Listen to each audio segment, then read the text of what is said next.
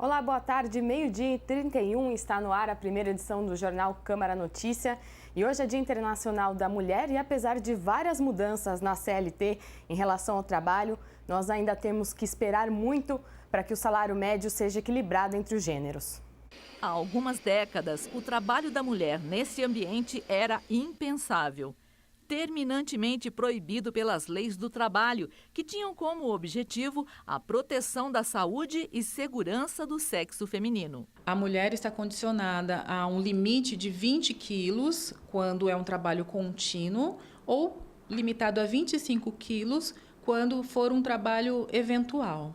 Isso é uma norma de proteção à condição biológica da mulher. Nós temos que tratar também a mulher de forma igual, só que dentro das suas condições biológicas, para não atingir também a sua saúde. Houveram muitas conquistas das mulheres no âmbito no que diz respeito às leis trabalhistas, principalmente no sentido de acabar com a desigualdade que existia, porque a própria legislação ela formalizava uma desigualdade entre homens e mulheres, colocando restrições, restringindo direitos para as mulheres, colocando muitas vezes que a mulher, para ela trabalhar, para ela exercer algumas atividades, ela tinha que receber a permissão do marido. A partir da Constituição de 1988 é que essas garantias se tornaram mais efetivas. Por exemplo, nós temos o artigo 384, que foi recepcionado pela Constituição de 88, onde ele estabelece os 15 minutos anteriores à prorrogação da jornada de trabalho da mulher. Até pouco tempo atrás, este artigo era visto como inconstitucional por alguns tribunais. De acordo com a especialista em leis do trabalho, alguns tribunais brasileiros ainda contestam a validade da concessão desse intervalo à mulher. Aqui no estado de São Paulo, o TRT da 15ª e o da 2ª região vem aderindo à constitucionalidade deste artigo, ou seja, a mulher tem o direito a esses 15 minutos anteriores à prorrogação da jornada. E o TST já também se posicionou favorável e de forma constitucional. Ou seja, na ausência desses 15 minutos, a mulher tem o direito de entrar na justiça questionando esses 50 minutos com um acréscimo de 50%. A advogada resume as 3 mudanças que a CLT sofreu desde que foi sancionada em 1º de maio de 1943 pelo então presidente do Brasil, Getúlio Vargas. A CLT, o direito do trabalho, vem passando por modificações. Foram 3 fases. Primeiramente, uma fase de exclusão de direitos, isso assim, uma exclusão de direitos no geral, não só para a mulher. Depois nós passamos por uma fase de proibição, onde as mulheres eram proibidas de exercerem certos tipos de função, como, por exemplo, em lugares que eram considerados como insalubres ou perigosos. E agora nós estamos numa fase da promoção da igualdade de trabalho, ou seja, a mulher tem o direito de exercer a atividade que ela bem entender. Lógico, respeitadas as suas condições biológicas, mas agora não existe mais uma proibição de determinada atividade. Hoje, elas, que são mais da metade da população brasileira, passaram a viver mais, têm menos filhos, ocupam cada vez mais espaço no mercado de trabalho e são responsáveis pelo sustento de 37,3% das famílias. Nós mulheres sofremos muito preconceito e discriminação no mundo do trabalho. Todas as mulheres, né, acho que nós vivemos isso cotidianamente, então quem é mulher sente isso na pele, o quanto é difícil você estar num patamar de igualdade. Né? Nós queremos defender que as mulheres tenham os mesmos direitos. Né? Infelizmente, as categorias mais precarizadas, as categorias que têm menos direitos, as categorias que estão mais sujeitas à flexibilização e terceirização são categorias femininas, por exemplo, a categoria da limpeza. Dados da última PNAD, Pesquisa Nacional por Amostra de Domicílio, realizada pelo IBGE, referente ao 4º trimestre de 2016, mostram que o salário médio real efetivamente recebido pelo trabalho principal dos homens é de R$ 2.245 e o das mulheres de R$ 1.779. A mulher negra ela ganha, em média, 70% menos que um homem branco no mercado de trabalho. Um relatório publicado no início deste ano pelo Fórum Econômico Mundial mostra que a igualdade salarial entre gêneros só deve ser atingida em 170 anos. Eu acho que é fundamental o engajamento das mulheres na política, né, das mulheres estarem participando da associação de bairro, do seu sindicato, dos partidos, para a gente conseguir ir ganhando mais força para contestar esse tipo de coisa. E nós precisamos ficar de olho com relação aos nossos direitos, porque vem mais mudanças, devem vir mais mudanças para as mulheres por aí. A relatoria da PEC da Previdência defende idade mínima de 65 anos da aposentadoria para homens e mulheres. E aqui na Câmara, a Comissão Especial de Estudos da Reforma Política e deputados estaduais e presidentes de partidos debateram temas como o financiamento da campanha, o financiamento empresarial de campanha, o voto distrital, a reeleição de mandato na Câmara e outros. Vamos conferir como foi essa reunião.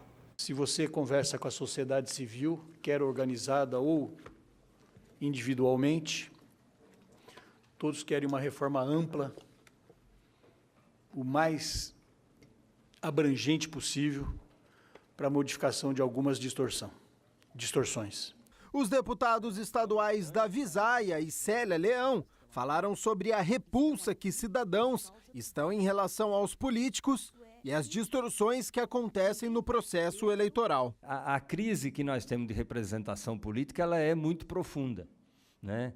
Isso basta ver não só pelo desgaste que a gente tem hoje da representação política em geral, né, como a crítica que sofre a representação política, né, em geral, né, os vereadores, né, os parlamentares, deputados, quer dizer, há um crescimento da abstenção. Nesses movimentos que vão para as ruas, eu ouvi, não é que me falaram, alguém me contou, eu ouvi, eu só não ando, não estou surda. Não é? Aqui em cima político não sobe. Como é que aqui em cima político não sobe se tudo que está acontecendo na rua, tudo, ou favorável ou contrário, sem fazer juízo de valor de nada, não estou botando nenhum tema na mesa, político não sobe? Como que não sobe? Já está lá em cima, já está no debate da sociedade. O vereador Luiz Carlos Rossini acredita que a reforma política já está em prática desde as manifestações de 2013. Na minha opinião, a reforma política já está acontecendo. Ainda de uma forma, ou seja, talvez informalmente, né? Ou nem sei se pelo viés correto. Mas em junho de 2013, quando a população foi para a rua, espontaneamente, e não aceitou que nenhum partido, naquela ocasião, se fizesse presente com a sua bandeira, e o discurso era "ninguém me representa", aquilo foi uma mensagem, na minha opinião, clara da sociedade, que o que está no Brasil hoje não atende à necessidade da população e do Brasil.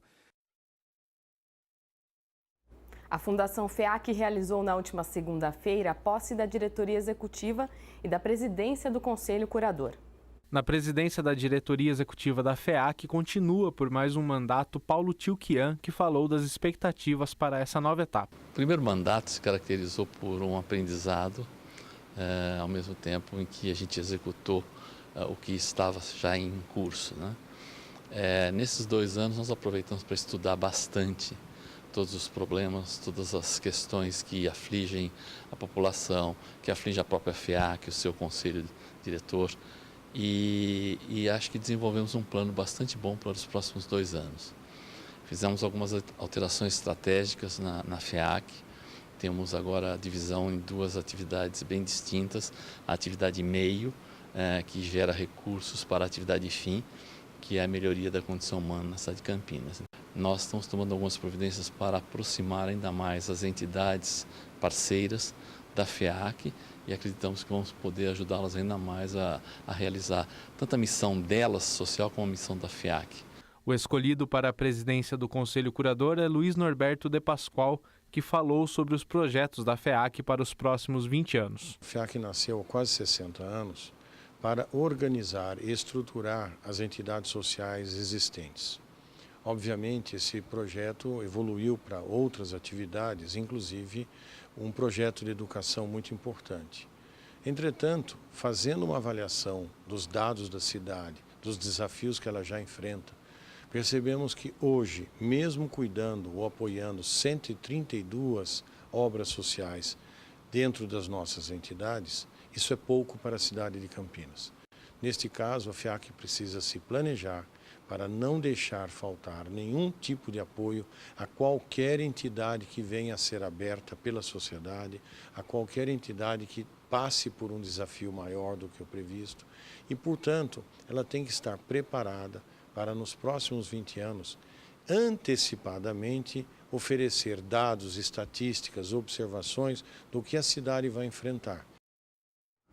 Durante a última sessão da Câmara, os vereadores aprovaram uma moção de protesto à rede fast food Habib's pela agressão seguida de morte a um adolescente de 13 anos em uma unidade da loja em São Paulo. Veja na reportagem. Na noite do domingo, 26 de fevereiro, aconteceu o homicídio que chocou o país. O adolescente João Vitor Souza de Carvalho, de 13 anos, foi morto após a agressão que aconteceu em uma loja da rede Habib's em São Paulo. Segundo testemunhas e conforme revelaram as imagens da câmera de segurança, o menino estava no local pedindo moedas aos clientes quando foi expulso e agredido por funcionários da empresa, o que teria levado ao óbito do adolescente. A Câmara de Campinas entendeu que nada justifica a violência e fez uma moção de protesto à rede de fast food.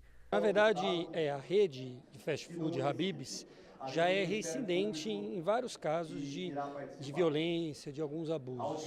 E nesse último caso, a gente chegou ao fato de ter uma criança de 13 anos de idade que foi vítima de uma agressão por parte dos seguranças dessa empresa na cidade de São Paulo e que essa agressão acabou depois levando à morte por conta de outras complicações geradas pela agressão. Então nós estamos propondo aqui uma moção de protesto à rede Habib's. Além, eu como vereador também estou aderindo a essa campanha de boicote, porque até o presente momento a empresa não respondeu aos questionamentos que estão sendo feitos pelas redes sociais, por muitos cidadãos brasileiros, do tipo de comportamento que eles têm em relação a meninos que muitas vezes vão pedir esmola, pedir alguma coisa para os seus clientes e que acabam sendo agredidos pelos seguranças a partir de orientações dadas pela direção da empresa. Nas redes sociais, protestos virtuais como hashtag Justiça por João Vitor crescem nas timelines diariamente. Na mensagem mais difundida no Facebook e no Twitter, os usuários acusam a rede de racismo, acompanhado do lema Nenhuma criança a menos. A moção de protesto aprovada pela Câmara pede ainda que a rede se retrate perante a sociedade e tome as devidas providências para que crimes como este não voltem a ocorrer. Eles têm a faculdade de responder ou não, mas a nossa ideia é que essa moção possa ser enviada à própria rede, sua direção nacional e a direção da própria unidade, que é no bairro Nova Cachoeirinha, na cidade de São Paulo, na zona norte de São Paulo, mas também nós vamos direcionar a moção às autoridades públicas, para que as autoridades possam também tomar providências. Fortalecer uma campanha nacional que já existe, principalmente nas redes sociais, em torno desse caso. Ainda sobre o caso, o laudo do Instituto de Criminalística, divulgado nesta terça-feira, aponta que o que matou o adolescente João Vitor de Souza foi um infarto, uma parada cardiorrespiratória causado pelo uso de lança-perfume. O resultado do exame descarta, em tese, a possibilidade da morte do garoto de 13 anos ter sido causada após uma agressão. Mas a Comissão da Criança e do Adolescente do Conselho Estadual de Direitos Humanos de São Paulo ainda diz que é necessário apurar de que forma essas agressões ocorreram e como foi essa perseguição dos funcionários do Habib's e como isso pode ter contribuído para a morte do menino. Por meio de nota, o Habib's informou que afastou os funcionários envolvidos até o fim das investigações da polícia para tomar outras medidas. A lanchonete informou ainda, por meio da assessoria, que repudia todo e qualquer ato de violência. E agora vamos para o esporte. Eu vou até o Gabriel Castro, que a Superliga Masculina continua e já os meninos entram em quadra. Boa tarde. É isso. Boa tarde, Gabi. Boa tarde a vocês que nos acompanham. Hoje, a penúltima rodada da Superliga, o Brasil Quirim praticamente só cumpre tabela. Hoje, às 8 horas da noite, no ginásio do Taquaral, o Brasil Quirim recebe a equipe de São Bernardo. Os campineiros já garantiram a 4ª colocação nesta primeira fase. Os adversários de hoje estão em situação complicada. Penúltimo colocado com apenas 12 pontos. São 4 vitórias e 16 derrotas. e precisam da vitória para fugir da repescagem para a Superliga B. Apesar do enorme favoritismo, o técnico Horácio de Léo não quer cair em armadilhas e vai contar com todo o elenco para conquistar mais uma vitória nesta Superliga. Apenas o ponteiro Ceará segue de fora com problemas musculares. Este é o último jogo no ginásio do Taquaral nesta primeira etapa. Na última rodada, o Brasil Quirim vai visitar o Cruzeiro. Os 8 melhores avançam para a próxima fase. E lembrando que o ingresso é 1 quilo de alimento não perecível, só ir lá no ginásio do Taquaral e trocar. Agora vamos para a Superliga Feminina de Vôlei. O Valinhos conseguiu algum milagre aí, venceu o Osasco? Olha, o milagre não aconteceu. O Osasco passou como um trator para cima de Valinhos, 3-0, apenas 1 hora e 20 minutos de partida. Olha as parciais, 25-12, 25-18 e 25-23. A ponteira de Osasco, Tijana Malezevic, da Sérvia, foi eleita a melhor da partida. Última partida acontece nesta sexta-feira, 9h30 da noite, de novo em Valinhos contra o Minas. Lembrando que o Renata Country vai disputar a repescagem contra equipes da Superliga B para fugir do rebaixamento. As datas ainda não foram divulgadas. Agora, futebol, que confusão na Ponte Preta, hein, Gabriel? Adilson Batista vai ser o novo técnico da Ponte. A gente adiantou ontem aqui na edição das 5 da tarde que existia essa possibilidade. Até ontem, esse horário das 5 da tarde, a informação era que a Ponte havia feito a proposta e estava aguardando uma resposta do treinador. Agora, vamos pensar, um treinador desempregado há mais de 1 ano recebeu um convite de uma equipe de Série A, líder do seu grupo do Campeonato Paulista, que vai disputar a Copa Sul-Americana. Você acha que ele não iria aceitar esse convite? A pressão da torcida foi tão grande que ele não aceitou, então podemos dizer que dificilmente Adilson Batista assume a macaca. Só lembrando, ainda não tem uma resposta oficial. Tá.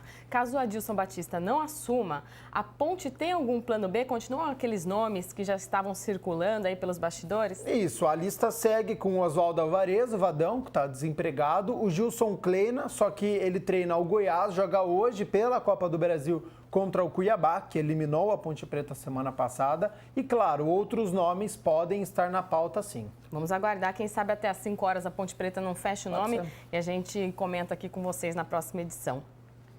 Último recado, Gabi, só antes da gente encerrar, hoje é o último dia para se inscrever na Corrida da Lua. O site para fazer a inscrição, shiptiming.com.br, está aí na sua tela. Prova dia 11, neste sábado, largada às 8 horas da noite na Praça Arautos da Paz. E voltando aqui para as notícias da Câmara, como hoje é o Dia Internacional da Mulher, às 3 da tarde tem evento em comemoração da data, presidido pelo vereador Fernando Mendes.